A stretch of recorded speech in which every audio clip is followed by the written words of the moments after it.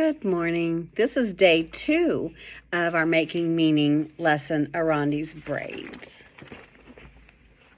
I'm going to have you're going to respond today, so you can just do it like in your journal or your notebook. So just make sure you have your pencil and like a writing paper to respond here in a minute. So you can pause this at any time and then come back on.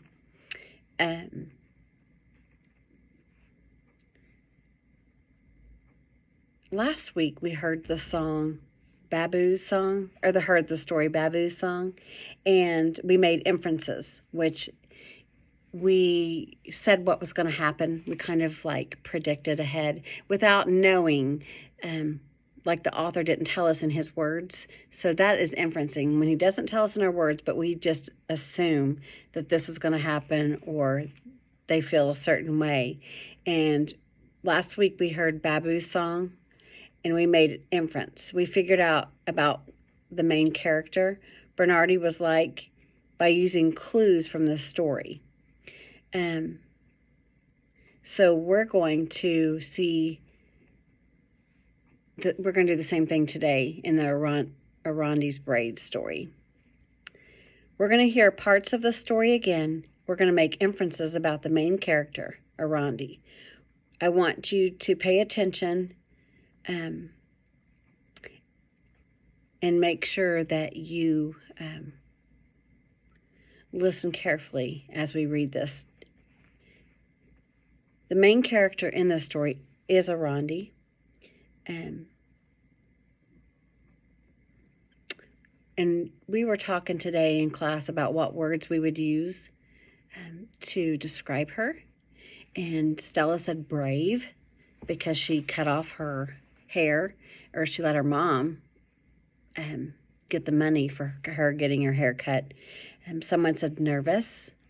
I think Evelyn said nervous because she was scared. It said she shivered. It never said nervous, but it said shivered. And someone said helpful because she helped her mom have the money to buy a new fishing net. So those were some really good words. If you can think of another word, you might just want to jot that down on your notebook. The author didn't use any of those words, but we could gather that she was scared. We could gather that she was brave, helpful, because she did all of those things to describe those words, even though it didn't say it. So that's inferencing. So the parts I'm going to read of Arondi's Braid, I'm going to read a few pages out loud. When Mama finished, Arondi helped her prepare the dough for the tortillas. As she mixed and patted, Arondi heard voices from a loudspeaker in the street. Hair, hair! We will pay the best prices for your hair. Come to Miguel's barber shop tomorrow. Now from that page, what could you infer about Arondi in that page? If you said she helped her mom with the tortillas, you're right. Helpful. Well, it said she helped, so you could just say kind, hardworking. She did a really good job helping her mom in that one. I'm also going to read another page out loud. Isabel and Arondi ran across the fields of flowers. Are you going to the fiesta next Sunday?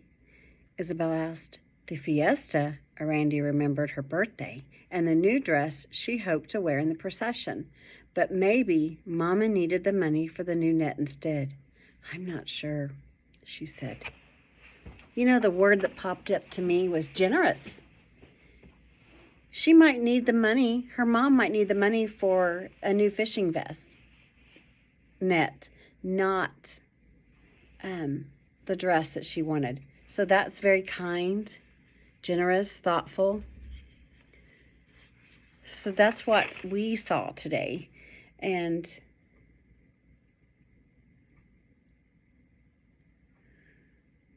when did you hear someone no, I'm going to forget that part. So what I'm going to have you do about writing today is I'm going to show you a page. I'm going to show you this page right here. Do you see it? I want you to make an inference about how Rhonda is feeling from this illustration. What clues in this picture helped you make that inference? So all you have to do on your notebook today is, what inference can you make about how Rhonda is feeling from this illustration, and which clues in the pictures helped you make that inference? Okay. And that is it today. I can go ahead and if you need to read the story again, it was on yesterday's distance learning plan for Monday, but this is all we'll do for today.